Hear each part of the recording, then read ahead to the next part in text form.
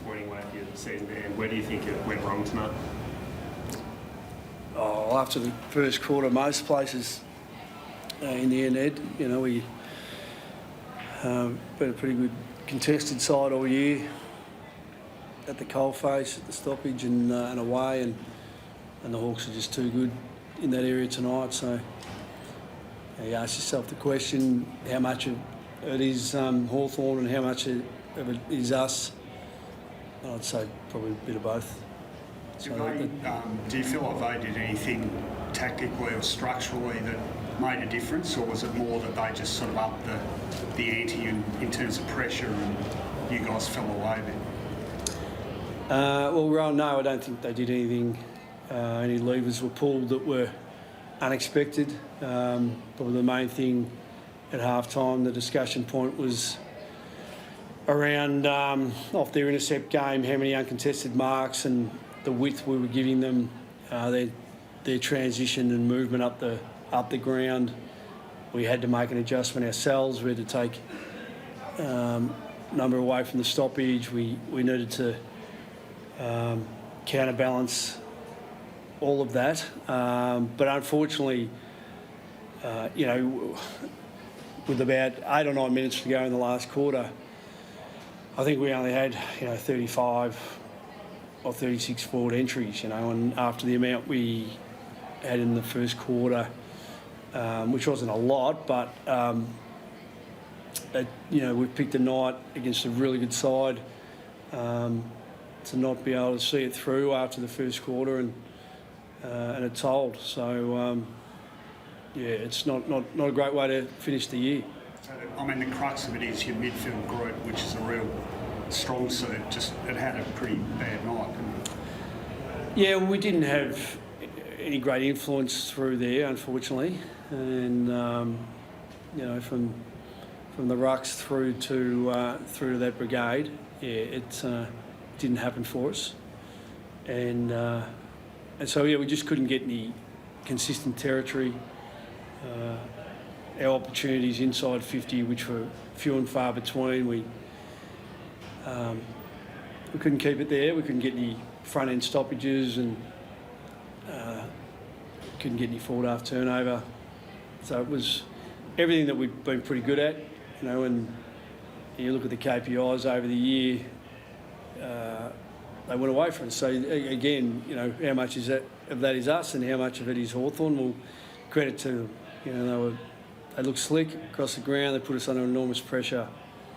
We didn't cope with it as well as we needed to, and they rightfully won the game pretty convincingly in the end. So, we're as flat as the proverbial hats, as you can imagine.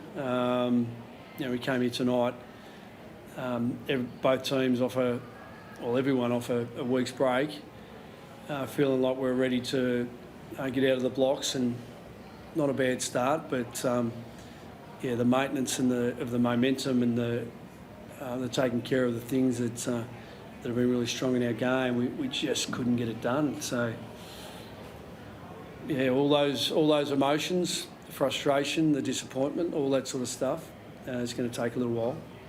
Was there anything wrong with Marcus physically tonight? It felt like in the middle 2 quarters he spent a lot of time off the ground, a bit longer than usual. No, I don't think he did, Josh. Did you feel like he did you? Yeah. Have you got facts on that, or? I just felt in the middle 2 quarters he was off for about 10 or 12 minutes at one point. No, he's only having well, to my mind, he might have got stuck on there for a minute or two longer, but no, he was okay. I mean, and he tried to lift us in the last quarter. He kicks a goal, he almost kicks a second, and that was the message 3/4 time. We after all our hard work, we got to make a fist of this, and we started that last quarter like we could, but then we just squandered a couple of forward forays where we possibly could have put a little bit more pressure on, and the belief that we could have come was still there, but in the end it's a significant gap on the scoreboard, and they'd earned it. What was the key message out of that meeting you had just then with the players? Yeah, it's difficult to process a finals loss. It's as you be aware, it's our 5th elimination final loss in 10 years. Did a lot of hard work to get there. We knew how hard finals are to win when we arrived, and some of the boys haven't played a final before, and they definitely know it now. They're coming together after the game was more a start of the sort of counselling and the processing of the disappointment and the moving into the future, and making sure we stick together, and we've got a strong environment. We're connected spiritually and emotionally. There's a lot of care. So now's the time to make sure that we get through the disappointment together, and have a resolve as we part. Since the boys will finish off, a lot of the boys will finish off this week. A resolve to make sure we look after ourselves and start next year in the right vein. Is part of the frustration that you don't appear to want for much in terms of personnel? It's a quality list, so you can't sort of look at it and go, we're deficient here, we're deficient there. It's just like a poor performance, but a very costly one given the timing of it. So I don't know, is that a good thing or a bad thing? Does it enable you to go back to the well and go, we're not far away, or do you think it says something about attitude that needs to improve? Yeah, well, I think, you guys in the media, it's a convenience, around the quality of lists, and, do you really think hard and look hard, and what do you base it on? Are you basing it on a core group of experienced midfielders? Are you basing it on young, talented forwards who could explode? That's all up to you guys. I talk to them about it. I believe it. I believe we're capable. But there is a learning curve, and it's definitely from the young forwards' point of view, and even the experience. They get reminders. It's probably the 6th reminder this year that if we don't get the coal face done, we're under a bit of pressure, and so.